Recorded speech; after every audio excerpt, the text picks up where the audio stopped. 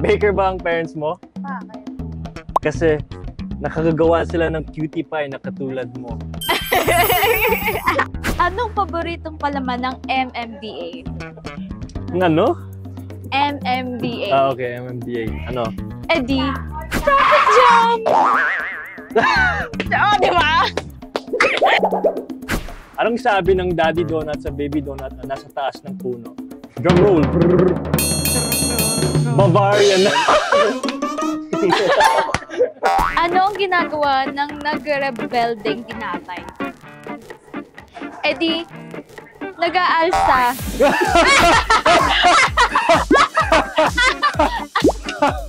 Nanonood ka ba ng The First Family? Bakit? Kasi, I hope you like it.